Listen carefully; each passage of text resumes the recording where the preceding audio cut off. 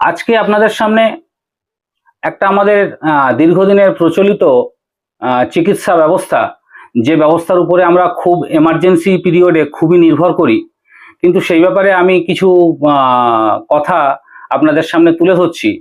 যে আজকে যে কোনো এমার্জেন্সি, বিশেষত শ্বাসকষ্টের কোনো প্রবলেম যখন আমাদের হয়, আমরা তখন অক্সিজেন দিই বা অক্সিজেন স্যাচুরেশন কমে যায় এবং সেটা বিলো 90-80 এরকম যখন চলে আসে, তখন আমরা সেই পেশেন্টকে অক্সিজেন তা মাস্ক দিই এবং অক্সিজেন গ্যাস সিলিন্ডারের মাধ্যমে তাকে অক্সিজেন সরবরাহ করি।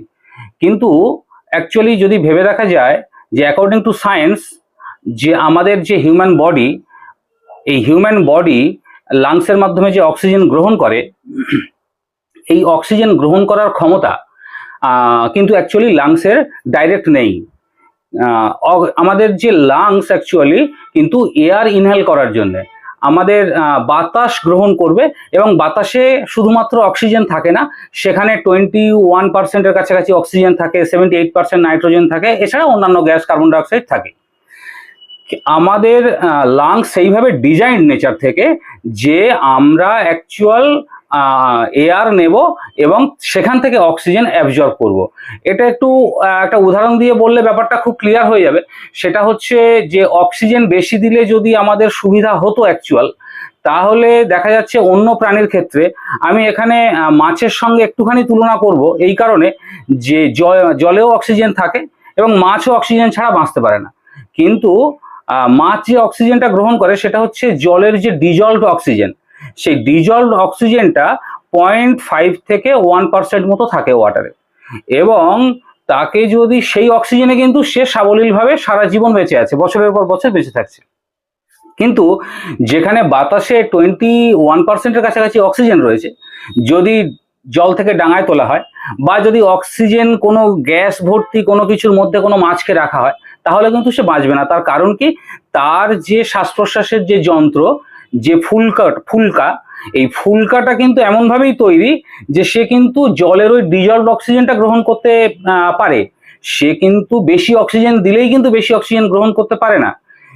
সেই রকম আজকে যদি একটা কোনো গাড়িকে আমি উদাহরণ দিই, তো যার যা ফুয়েল, সেই ফুয়েল অনুযায়ী যদি না দেওয়া হয়, যদি আমি কেরোসিন ইঞ্জিনে পেট্রোল দিই, পেট্রোল ইঞ্জিনে ডিজেল দিই, ডিজেল ইঞ্জিনে পেট্রোল দিই, তাহলেও কিন্তু সে যেমন খারাপ হয়ে যাবে, ঠিক তেমন আমাদের বডিতেও ওই জন্যে যখন ভেন্টিলেশনে রাখা হয় বা অ্যাবাভ 12 আওয়ার্স অক্সিজেন দেওয়া হয়, তখন আমাদের মেডিকেল টার্মেই আছে যে সেখানে একটা অক্সিজেন টক্সিসিটি তৈরি হয়, এবং সেই অক্সিজেন টক্সিসিটির ফলে অনেক সময় তার মেমোরি লস হয়, অনেক সময় তার শরীরে কনভালশন আসে, অর্থাৎ খিঁচুনি আসে, কাঁপতে থাকে, এবং ক্রাইসিস পিরিয়ডের সব কথাই প্রায় সে ভুলে যায়।